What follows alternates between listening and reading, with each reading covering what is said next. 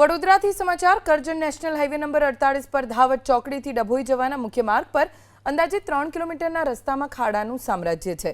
કરજણથી ડભોઈ જતા રોડ પર 3 કિલોમીટર આવેલા વેમાડી ગામ સુધીના રસ્તામાં તો ખાડામાં રસ્તો હોય તેવું લાગે છે। રસ્તા પર મોટા ખાડાને લઈ રોજ અકસ્માત થાય છે। ટ્રાફિક જામની સમસ્યાથી પણ લોકો પરેશાન છે। ખાડા એટલા મોટા છે કે કારના વ્હીલ ફસાઈ રહ્યા છે। આ રસ્તેથી પસાર થતા ટુ વ્હીલર વાહન ચાલકો પણ સતત મોતનો ખતરો રસ્તા ઉપર જોઈ રહ્યા છે। બીજી તરફ ફોર વ્હીલર વાહનોના ચાલકોની પણ કમર તૂટી રહી છે, સાથે વાહનોને પણ નુકસાન થઈ રહ્યું છે।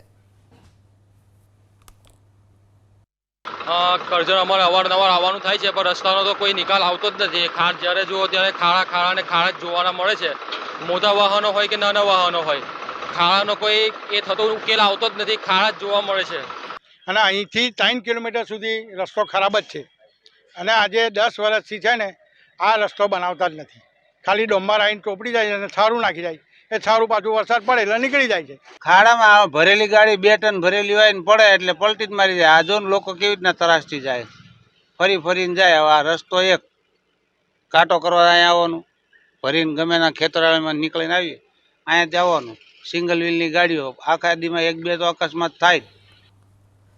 તો વડોદરા ભરૂચ નેશનલ હાઈવે 48 પર કંડારી ગામ નજીક નવા ઓવરબ્રિજ પર ખાડા પડતા ગુણવત્તા પર સવાલ ઉઠ્યા।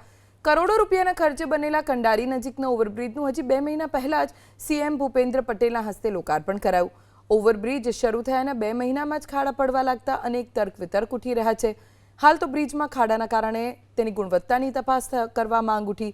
મીડિયામાં અહેવાલ પ્રસારિત થાય તે પહેલા જ કોન્ટ્રાક્ટ એજન્સીએ પોતાનું પાપ છુપાવવા બ્રિજ પર પડેલા ખાડામાં લીપાપોતી શરૂ કરી। કોન્ટ્રાક્ટ એજન્સી ખાડામાં થીગડા મારતા કેમેરામાં કેદ થયા। ખાડાથી એટલી તકલીફ પડે છે, બાઇક, 4 વ્હીલ અન્ય ઘણી તકલીફ પડે છે। કેમ કે વારંવાર ખાડા, હજુ આમ બ્રિજને બન્યા 2 મહિના નથી થયા। 2 મહિનાની અંદર તો આ બ્રિજની હાલત આવી થઈ છે। અગાઉ આખો જોઈન્ટ તૂટી ગયો, અગાઉ જોઈન્ટ તૂટ્યા પહેલા એક આખી મારુતિ પલટી ખાઈને જતી રહી, ત્યાર પછી બહુ 2 બાર એક્સિડન્ટ થયા, ત્યાં એક આઈસર પલટી ખાઈ ગયો। વારંવાર આ ખાડાથી ઘણા નુકસાન થયા છે। રોડના લઈને ખાડા જેટલા બધા પડી ગયા છે કે ના પૂછે વાત, કે તકલીફ જ એવી પડે છે।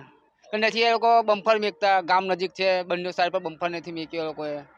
તો છોકરાઓ સ્કૂલે આવતા જતા હોય, નજીકથી નીકળતા હોય, ક્રોસ કરતા હોય, બધા નીકળે જ છે, પણ બમ્પર જ નથી મેકતા ત્યાં આગળ। ધાર ન દેખાવો જોઈએ, પોલીસ આવવો જોઈએ। રોડ બનાવે, નવી બનાવે એટલે પોલીસ હોવો જોઈએ ને। ખાડો તો પડે જ છે ને, વાડે ઘડીએ ખાડો પડી જાય અને રોજે પૂરવા હારું ગાડી લઈને નહીં ફરતો હોય છે।